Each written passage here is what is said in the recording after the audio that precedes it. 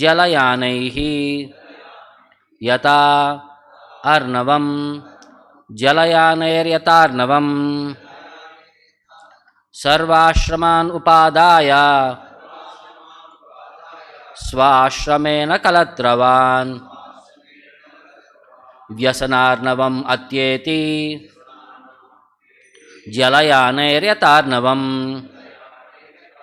सर्वाश्रमान् उपादाय स्व आश्रमेण कलत्रवान् व्यसनार्णवम् अत्येति जलयानैर्यथार्णवम्.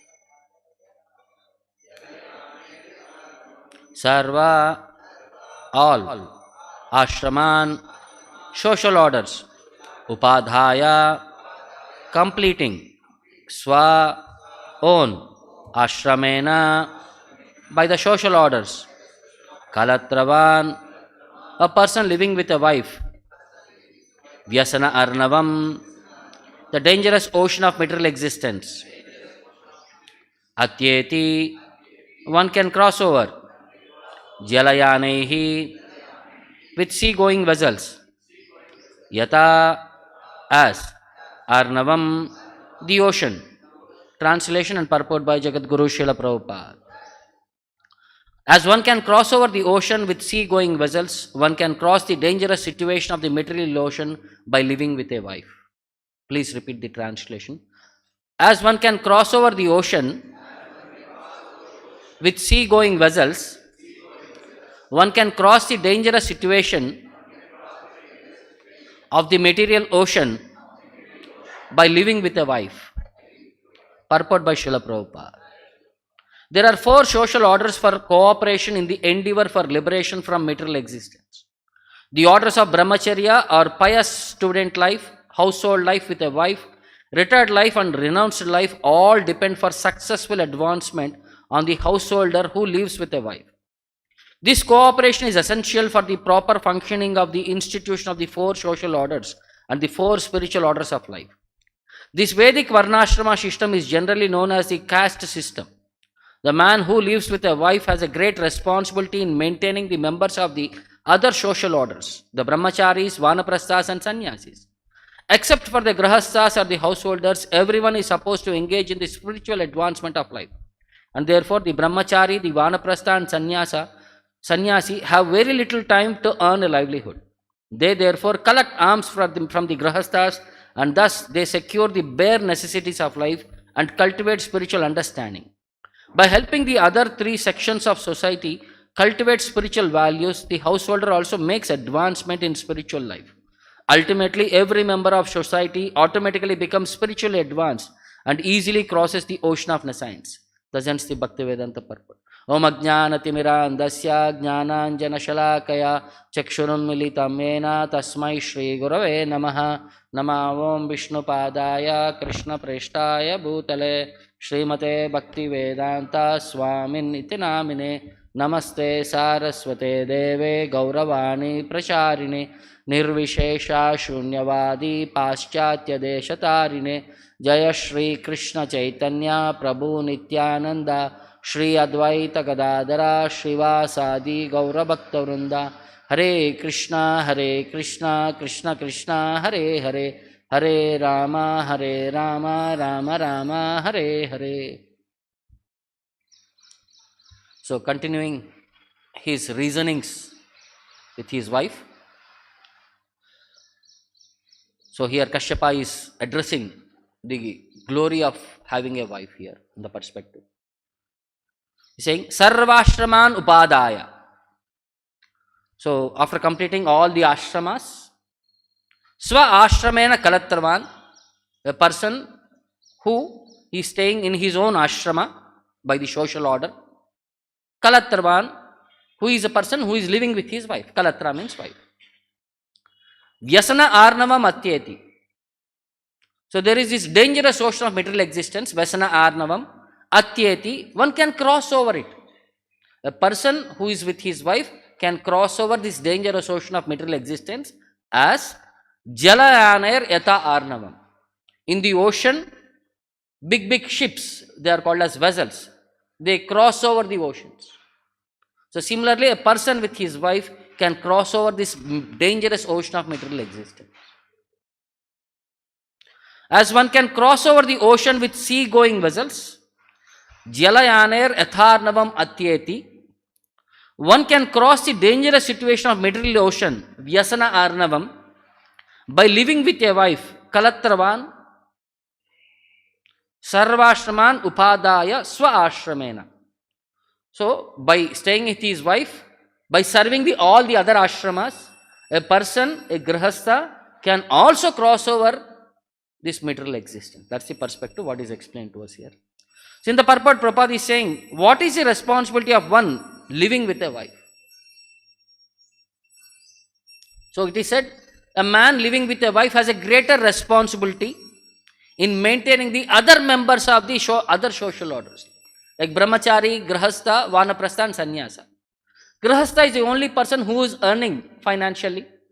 The other three ashramas are materially not earning anything. So they all depend upon charity from the grihasthas. So it is the duty of the grihastha to maintain the other three ashramas. Next. Except for the grihasthas, everybody is supposed to engage in spiritual advancement in life. Therefore, they have very little time to earn their livelihood. Therefore, they collect alms from the grihasthas and they secure the bare necessities of life and cultivate spiritual understanding. Since there is somebody to donate, it is not that we become lazy, the other ashramas. They give bare necessities of life only they engage in. Because the whole perspective is to realize the Supreme Lord, not run behind material satisfaction. So by helping the other three sections of society cultivate spiritual values, the householder also make advancement in spiritual life. So sometimes this is known as Ajnata Sukruti. Serving the superior people who are advanced in spiritual life, one gains affinity to practice spiritual life by this Ajnata Sukruti. Like for example, in Bhagavatam we see Shukadev Goswami, when he is addressed, he goes to the houses of householders just to collect a quarter of milk. And he stands there in front of their house in the milking time, and it is an opportunity. When they come, they do not just take something, they give something back. By instructing them in spiritual instructions, the perspective of practical application of spiritual practices in day-to-day life. So they are doing greatest benefit to the Grihastha families. Because Grihasthas are all engrossed in their material life to manage social, family and other responsibilities. They have very little time to understand about spiritual intricacies. So the spiritually advanced people, they go to the houses of these materially engaged Grihasthas to give them an opportunity to hear Krishna Katha and to give them an opportunity to render service to superior personalities. So by this way, the Grihastha is also becoming an opportunity or getting an opportunity to advance in spiritual perspective. So in Vedic literatures, what kind of wife should one decide is explained as follows. It says, Tishro Varnanupurvena Dve Tataika Yathakramam Brahmana Kshatriya Visham Bharyaya Swa Shudra Janmana. In that purport, it is said, the essence is said in that purport. The purport of this verse is, one's first wife must always be Shadrisham or similar to oneself. She should be of the same mentality. If it is of opposite mentality, they both fight. So she should be of same mentality. In other words, an intellectual man should marry an intellectual wife. A heroic man should marry a heroic wife. A business-minded man should marry a woman who can encourage him in such activities. And a Shudra should marry a less intelligent woman, because they help them in their administrative services. She should be of same mentality. She could understand what pressure he is going through. Sometimes what happens, what tension husband is going through, wife is not related. She cannot feel it. So she will not be able to respond according to the husband's requirement. So when she is of same mentality, she can understand the hardships, what he is going there. So she can support him in the emotional and physical needs. The wife must always be beyond reproach in terms of her background and character. So she should be of pure character. Nobody should comment on her capacity. And she should be always younger than oneself, ideally 5 to 10 years. It is said that when marriage happens, the husband and the wife age gap should be around 5 to 10 years. Because why this age gap? It will give them an opportunity of submissiveness. So when somebody is of equal age, or sometimes it is of more age, there is always a feeling of domination. One wants to dominate the other. So in that way, it is recommended in Vedic scriptures, the wife should be younger in one's age. So there are certain elements which are explained about these complexities of marriage life. Jadabharta, while he is instructing Rahugana, he explains about this material world and the dangerous situation what a family man goes through. These are all explained about a karmi perspective, not about a devotee perspective. So for us, avastataha. So these shlokas are not in a 4-line format. These are all in a poetry format, prose and poetry. These are in prose format, not in poetry format. So it says, every year, anuvatsaram, krishyamananam, like a farmer who plows the field, kshetram, the field, when he plows around, what does he do when he has to start a next crop? What does he do, a farmer? He will till the land. So whatever in between, some plants, some weeds, everything will be there. Everything will be uprooted. So similarly, nonetheless, the seeds lie there and not being completely burnt up. Api adakta bijam. Again come up with the plants sown in the field. Punar evapapanna kale. So what happens, these weed seeds which are growing, he just uproots them.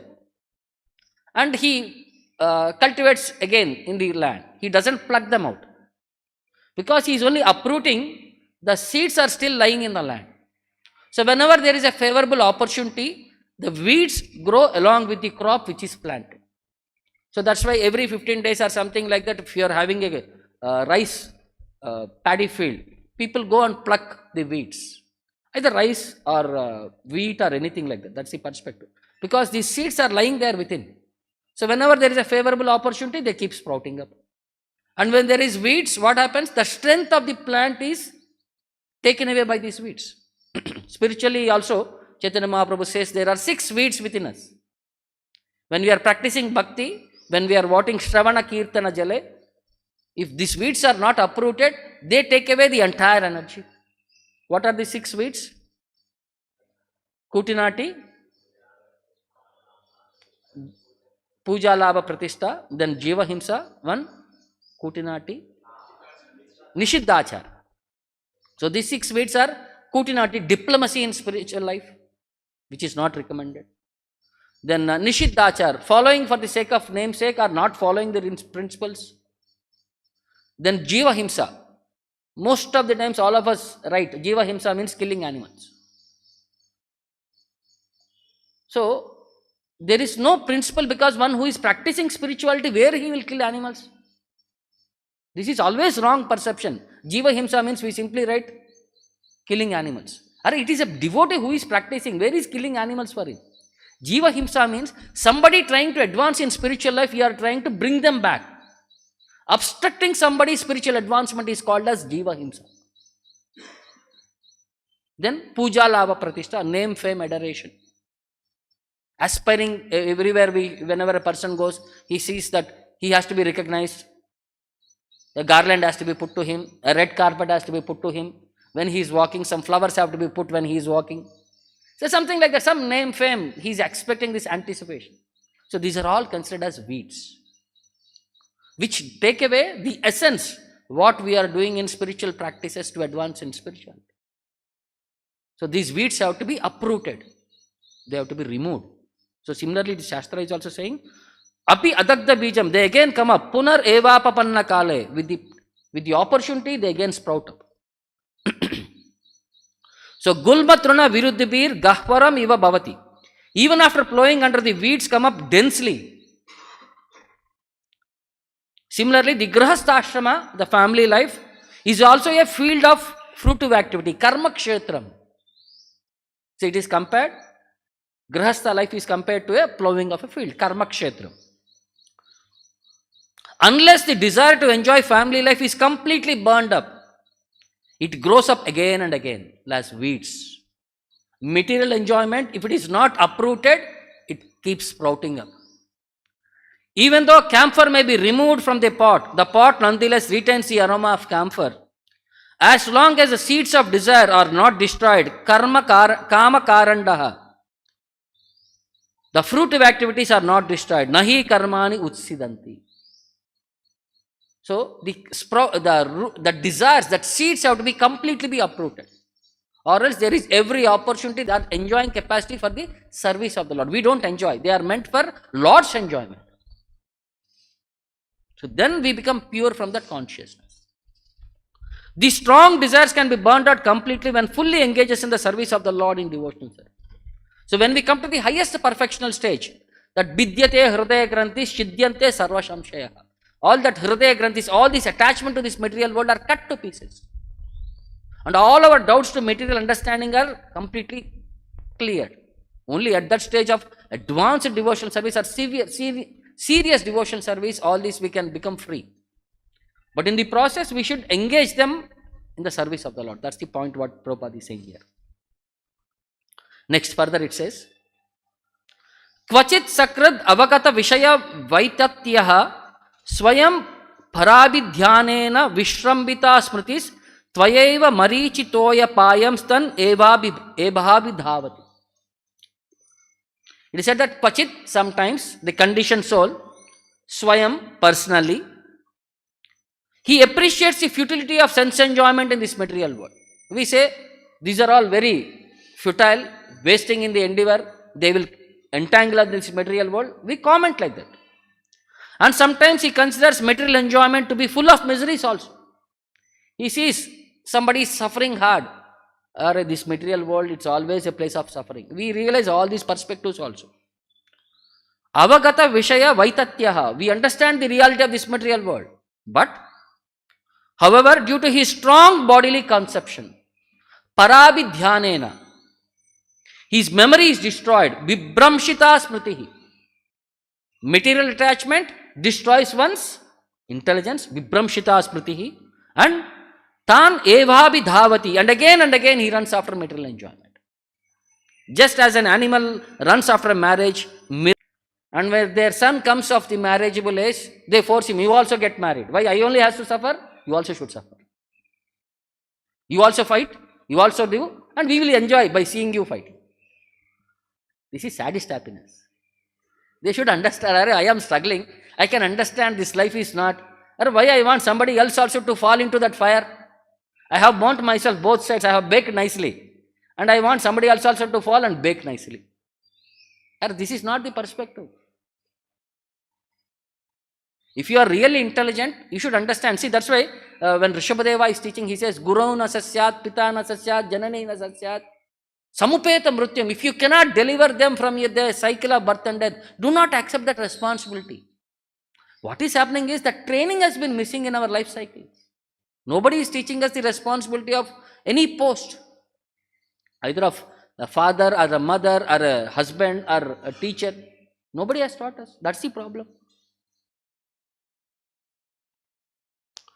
So Prabhupada explains here in that purport, The main disease in material life is the bodily conception.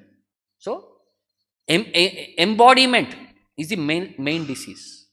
Because we have identified with this body, and we start thinking in that perspective. Like Prabhupada says this example always, whenever a person dies, many people come to console him or their family members. What do we say there? What do we say there when we go there? We say nobody is permanent, everybody have to die today or tomorrow. Today is his turn, some other day is our turn.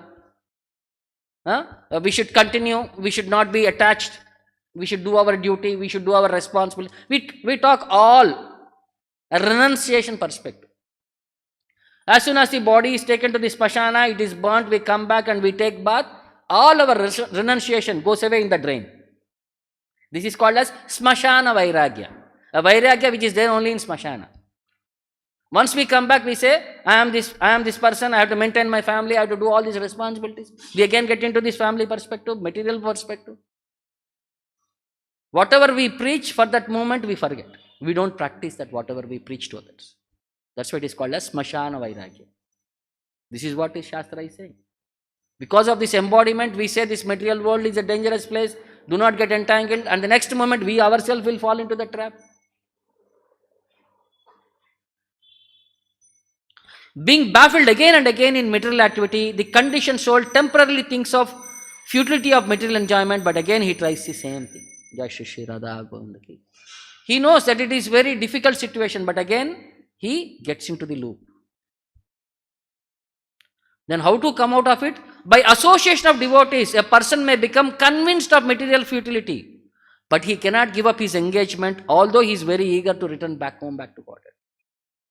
See, by association, sometimes they understand about the reality, but to give up that attachment is very difficult. Saying theory is very easy. Engaging in practicality is very difficult. It requires commitment from one side. Austerity from another side is required. Under the circumstances, the Supreme Lord situated in everyone's heart, feeling compassionate on the jiva, he gives the opportunity by taking away all his appearances. There is a shloka in 10th canto, where Prabhupada always quotes that in his life it has happened. Yashyaham anugranami harishye taddanam shanai. If Krishna's special mercy is there, he takes away whatever the material attachments a devotee has. He takes away all of his resources and make him pauper, make him come to the street. So that all his relatives will discard him, and with nobody else, he comes and completely takes shelter of the Lord. This is the special mercy of Lord Krishna. Generally, many times people say, Krishna's devotees are very rare, very few people. You will have many Srinivasa devotees, many Narasimha devotees. Why? Have you ever thought? Why very few people come to Krishna? Because Krishna is a thief. What he does? If you come to Krishna and say, my dear Lord, give me 10 lakh rupees. Krishna will ask, how much money you have first? You will say 1 lakh or 2 lakhs. What he does? He takes away that 1 lakh or 2 lakhs from us. And he will make us completely surrender to him. Because Krishna only gives bhakti, he doesn't give anything else. Mukti dadati karhachit sanamana bhakti yogam. He is ready to give up to bhakti also, but he doesn't give bhakti. But when you come to Krishna, asking for him, somehow or other you have come to me, have surrendered unto me, Krishna says, okay, I'll see that you will not run after this material perspective. So that's the perspective that is explained. And Chaitanya Charitamrita it says, Ami Vigna, e Murka Vishaya Kene Diba. He is coming and asking me for poison. And I am an intelligent person. Why I should give him willingly poison? Instead, I'll give him the nectar of the lotus, my lotus feet, so that he'll become free from this material perspective. That's why very few people, they know if I go to Krishna, whatever I have, I will lose. So better don't go to Krishna. Because we are interested in enjoying material world only. We don't want to quit the material world. The Lord understands the devotee who hesitates to engage in Lord's service, not knowing whether he should again try to revive this material life or not. So, Krishna gives him an opportunity by giving shelter at his lotus feet, by making him surrender, so that he can forget all material entanglement and engage in spiritual life. So this is the special mercy of the Lord. So further it says, In this material world, family life is exactly like a blazing fire in the forest. Graham davavat. This material world, and especially this family life, is a blazing forest. Graham davavat. There is not the least happiness. And gradually one becomes more and more implicated in unhappiness. Asukka udarkam. In household life, there is nothing favorable for perpetual happiness. Priyartha vidhuram. It is vidhura, it is very far. Happiness in household life is very far. Vidhuram. Being implicated in home life, the conditioned soul is burnt by the fire of lamentation. Shokagnina dahyamanaha. Always he is in a tandoori oven, always getting roasted. Then sometimes he condemns himself as very unfortunate. Brusham nirvedam upakachyati. Because of excessive failures, he becomes detached. He developed renunciation sometimes. It's only sometimes. And sometimes he claims that he suffers because he performed no pious activities in his previous life. Or he blames his karma. All this is because of my prarabdha karma. I am suffering because I have done no punya in my past life. Then this grihashramam in the household life, one is supposed to execute many types of yajnas and fruitive activities, especially called as vivaha yajna. So these are all duties, karma chodana of a grihastha, and they are extensive and troublesome to execute. It is said that 16 religious functions one has to perform in his lifetime. In that majorly, Vaishnava's perspective, 10, like Garbhadana samskara, all the samskaras, 10 are prominent, but generally they say 16 samskaras are there. So they are compared to a big hill, Atibhara Girim, over which one must cross over Arurukshamanaha, which is when one is attached to material activities. So, to cross over this material world is like a big hill we are trying to climb. So, Loka Vyasana Karshita Manaha, a person desiring to cross over these ritualistic ceremonies, certainly feels pain like the piercing of thorns and pebbles. Iva Kantaka Sarkara Kshetram. Because when you climb the hill, it's not a royal road. It is a place where thorns will be there, pebbles will be there, something, all disturbance. It is, you might be skiddy. We all understand when we go to Ahobilam, when we try to do that, Ugra Stamba climbing. So if you skid, that's it, forget. One samadhi, we can keep one stone there and come back. Because we will not find where that person is gone also. So like that area, that material world is compared to that, like that hill. So it is full of thorns, it is full of pebbles, it is full of sharp objects. Endured by one's attempting to climb a hill, parishravam, thus the conditioned soul suffers. See that unlimitedly. This material world, the conditioned soul is suffering unlimitedly. But he is not understanding the situation. So in that purport, Prabhupada says, material attachment is so strong, even after repeated suffering, one is not ready to give it up. That is the problem. Nobody wants to give up this. Highly advanced spiritualists therefore recommend one should not enter into grihastha ashrama. Unless you have taken the commitment, better don't become a grihastha. It is proper to prepare in brahmacharya ashrama for austerities and remaining a pure brahmachari throughout one's life so that one will not feel the piercing thorn of material life in the grihastha. To maintain grihastha lifestyle, one has to work very hard to acquire money. Thus one is implicated in material life and he suffers the thorn pricks. So unless you are ready to take that responsibility, better don't engage in that perspective. This is the opinion of all advanced spiritualists.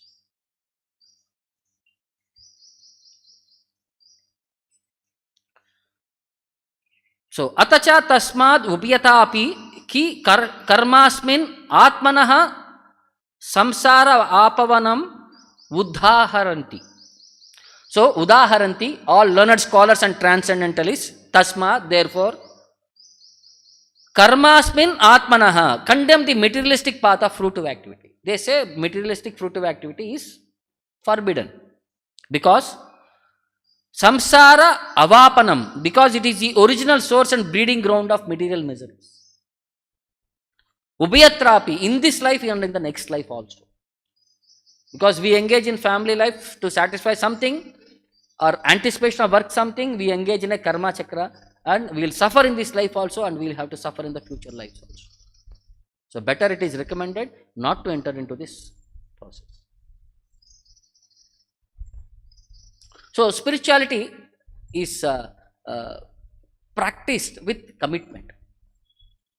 So we see in the lives of many devotees how they have taken this commitment very seriously. So there was one female devotee by name Ganga Mata Goswami. Have you heard her name? When we go to Puri, if you go to Sarvabhauma Bhattacharya's house, now it is Ganga Mata Goswami monastery it is. So in her life we can understand how to attain spiritual success means it's not so easy. How many tests one has to undergo, both by material nature and by spiritual master and by Krishna. The test comes from various directions. So Naresh Narayan was the king of Putia. This is a district of Rajshahi in Bangladesh.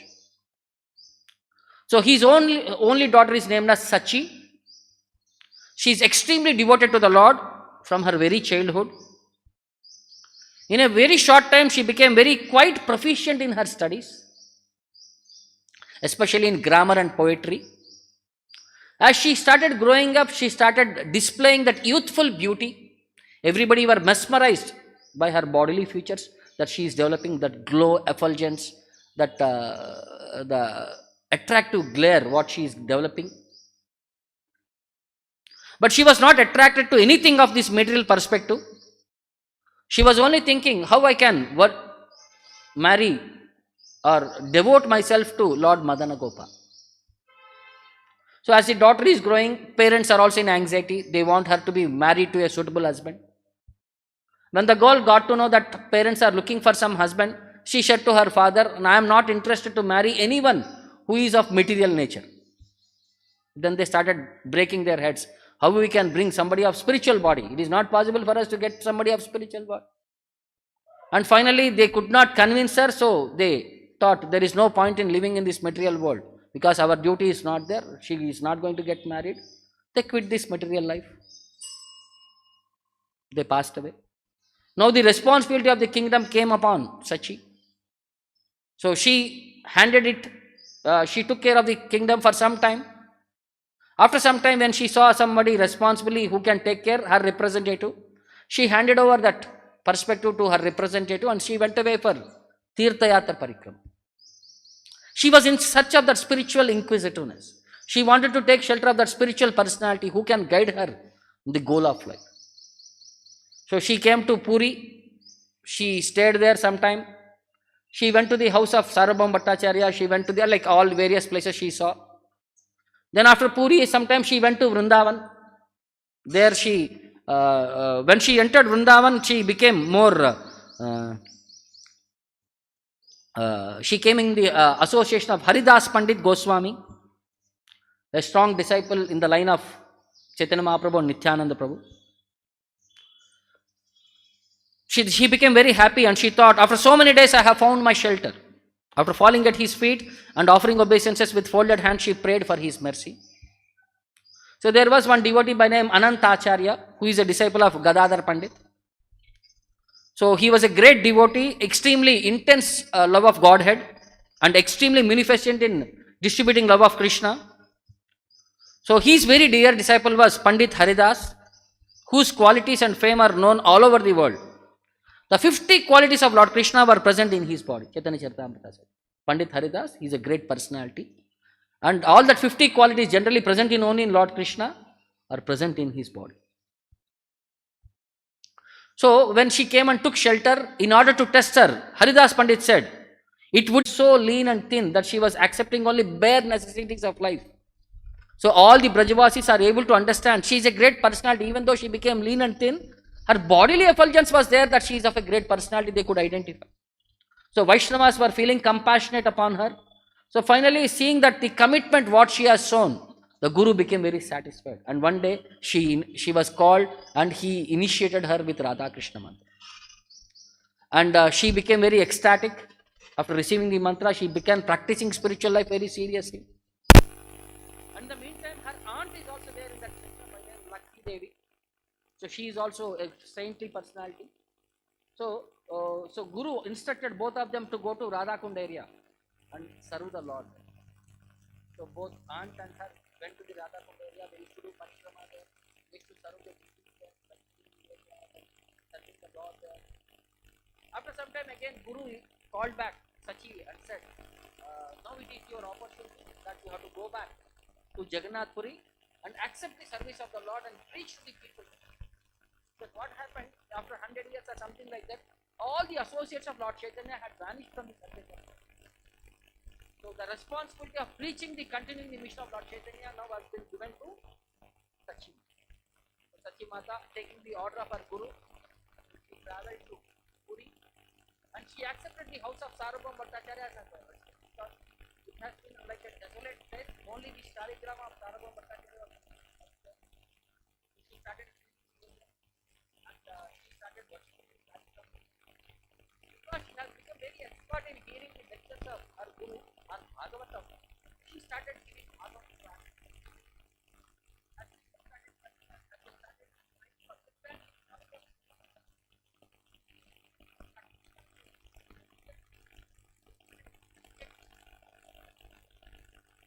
In the meantime, her name and fame started spreading everywhere. The king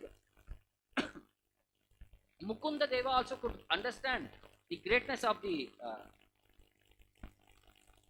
lady, and he also suddenly came and sat in the class one day. When he heard the fine explanation of Srimad Bhagavatam, he was also carried away and he thought she is a great lady and we should serve her because we are taking instructions from her. It is the duty of a Grihastha as a responsible king to give something back. The next day morning, he had a dream in which the Lord instructed him that you give away the land of Sarvabhauma Bhattacharya and the place next to that Shweta Ganga to us, so that she will be able to engage in spiritual practice.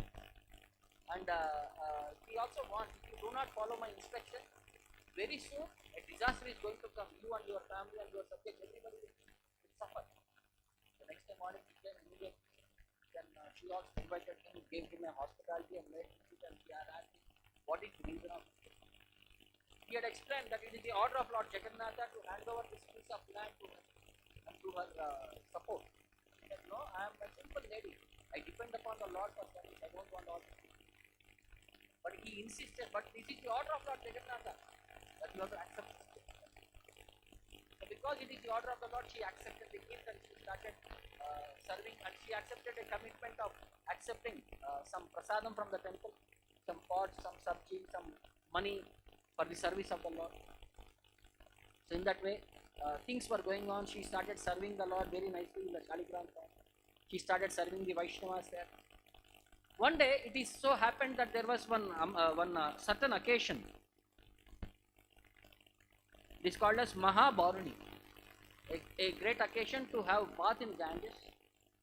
So all the people from Puri are traveling to Ganges. She also got to know, but she also desired on this specific opportunity, if I could also go and take bath in the Ganges, it would be very helpful. But the next moment she thought, no, how I can leave Puri, because my Guru had ordered me to stay in Puri. I cannot transgress the order of my Guru. And she was feeling little bad that she had desired something beyond her Guru's instruction. So that night, Lord ordered her, do not worry, your desire will be satisfied. So on the day of this Maha Vishnu, go and take bath in the Shweta Ganga, and you, Ganga Mata personally will come and fulfill your. So she felt very happy that she did not go to Ganges for taking bath. On the dead of the night, she alone came to the Shweta Ganga, entered into the water, and suddenly there was like a whirlpool situation and she was pulled away inside the waters, and she landed up inside the altar of Lord Jagannath.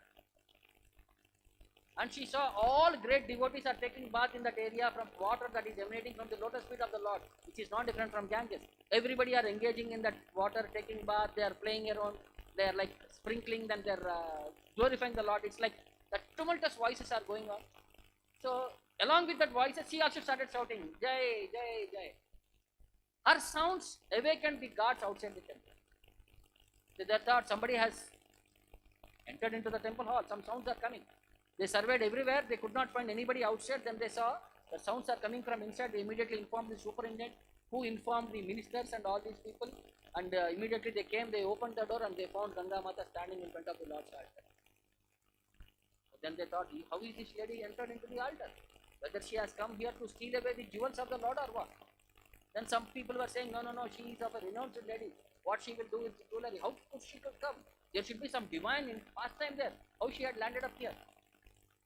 But they thought in that meantime, until this issue is resolved, they will put her in jail. So she was put into the jail. That night, at the end of the night, the king had a dream again. The Lord came, Jagannatha came, and he started instructing that this is a wrong thing what you are doing. So Sachi, she had a desire to take bath in the Ganges. So I had instructed her to enter into Shweta Ganga, which is non-different from Ganga. And I made her to come to my lotus feet because the water which is emanating from my lotus feet is Ganges, so that she could take bath on the auspicious occasion in the water in the actual Ganges, which emanated from my lotus feet. And your servants have caught her and put her in the jail. Go and beg forgiveness and take permission. So he got up immediately, took bath, and finished his morning duties, called his minister, called the main pujaris, and along with the group they went to the jail where she was put. They opened the door, he went inside, fell at her feet and begged forgiveness and peace. But the instant what had happened, with all the Lord's will, we could understand. So please, give us an opportunity by serving you by becoming a because it is the order of the Lord. He accepted and initiated all these people in this chanting of his holy name. So over a period of time, all these people have been engaging in the service of the Lord.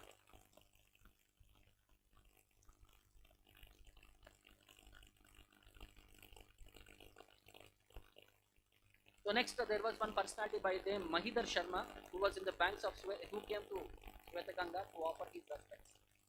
When he heard of Ganga Mata quality, he came and sat there in the Bhagavatam class.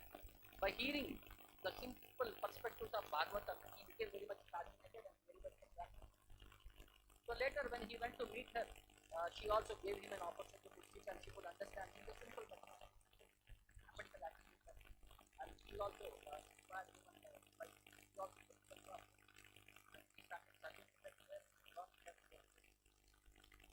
so there was one Brahmana by name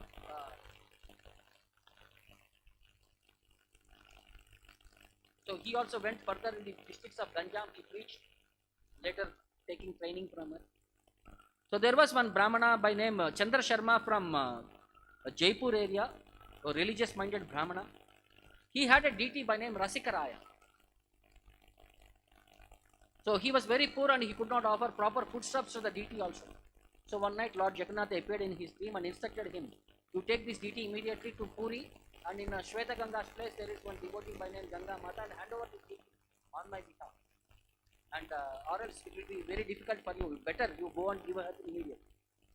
So as soon as he received the dream, taking that as an instruction from the Lord, he picked up the deity. He came from Vrindavan to Puri.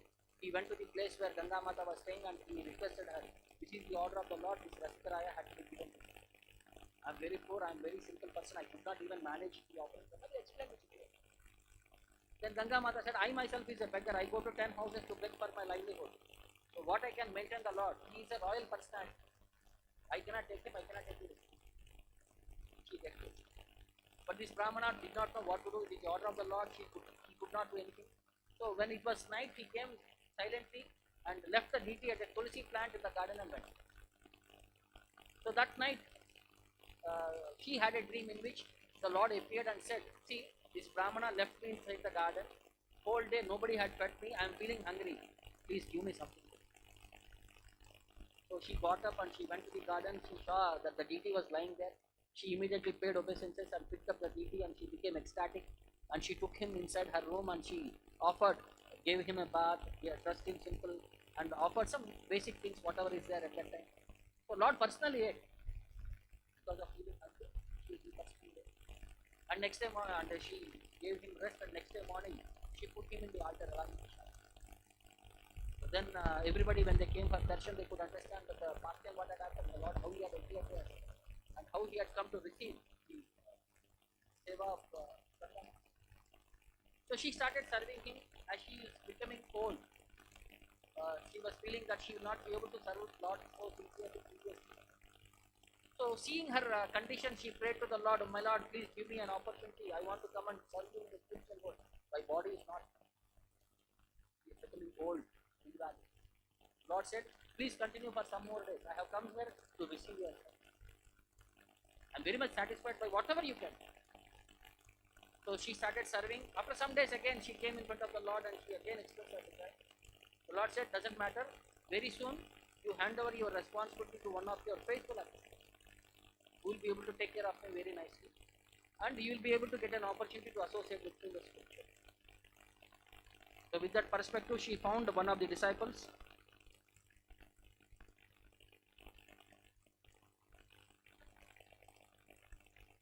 So Vanamali Das, one peaceful, very calm personality, she handed over him the worship.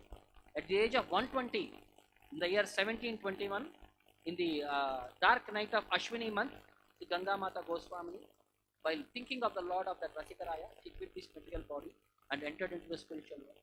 The Rasikaraya deity, even today in the Taravum Bhattacharya. So see the commitment, how devotees are in the service of the Lord.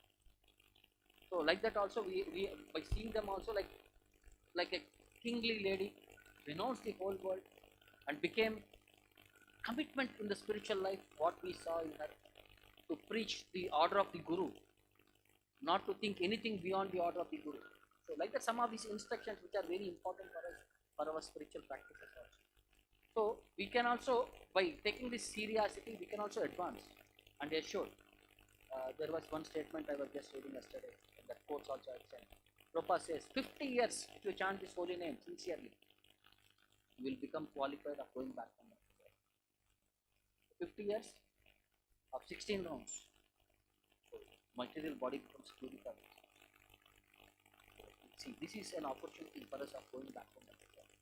Prabhupada has given us the practical 50 years commitment, because we all joined in the age of 20, 25. So 50 years means average 75 is the lifespan. So we all got this opportunity of at least chanting 50 years of this holy name. Let us try it sincerely and make our body qualified enough that we can go back from that. Stop taking questions.